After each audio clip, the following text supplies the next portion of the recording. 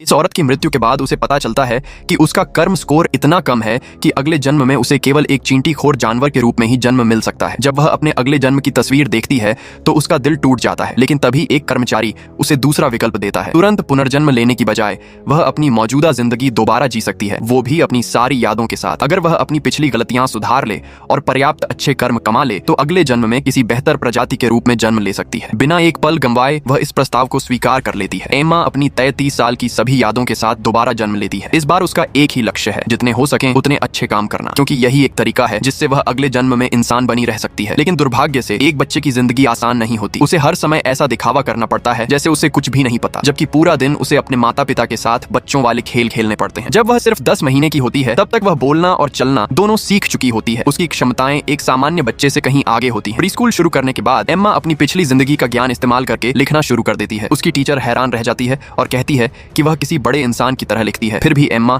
अच्छे कर्म कमाने के नए मौके ढूंढती रहती है। एक दिन वह देखती है कि टीचर सारा एना के पिता के कुछ ज्यादा ही करीब आ रही है। एम्मा को तुरंत अपनी पिछली जिंदगी की घटना याद आ जाती है। दोनों का गुप्त संबंध बन गया था। आखिरकार एना के माता पिता का तलाक हो गया था और टीचर सारा की नौकरी भी चली गई थी। एम्मा समझ जाती है कि इस बार उसके पास यह सब रोकने का मौका है। वह तुरंत उनके पास जाकर उनकी बातचीत में बाधा डाल देती है। मजबूर होकर एना के पिता को वहां से जाना पड़ता है, लेकिन अगले दिन और उसके अगले दिन भी दोनों फिर बातचीत करते रहते हैं। एम्मा बार बार बीच में आने की कोशिश करती है, लेकिन कुछ नहीं बदलता। फिर वह देखती है कि एना के पिता चुपके से टीचर सारा को एक पर्ची देते हैं। एम्मा को तुरंत कुछ गलत होने का एहसास होता है। वह चुपचाप टीचर सारा का पीछा करती है और देखती है कि वह उस पर्ची को अपनी टेबल में रख देती है। जैसे ही टीचर वहां से जाती है, एम्मा चुपके से ऑफिस में घुस जाती है। उस पर्ची में एक फोन नंबर लिखा होता है। तभी उसके दिमाग में एक योजना आती है। सिर्फ पर्ची फेंक देने से कोई फायदा नहीं होगा, क्योंकि एना के पिता उसे फिर एक और नंबर दे देंगे। इसलिए एम्मा उस पर्ची को दोबारा लिखती है और उसे अपनी बेटी का ध्यान रखने के लिए एक साधारण धन्यवाद संदेश में बदल देती है। लेकिन तभी उसे एक और समस्या याद आती है। अगर टीचर सारा कभी जवाब ही नहीं देगी तो एना के पिता एक दिन पूछेंगे कि उसने संपर्क क्यों नहीं किया, और फिर वह उसे दोबारा अपना नंबर दे देंगे। एम्मा को ऐसा कुछ करना होगा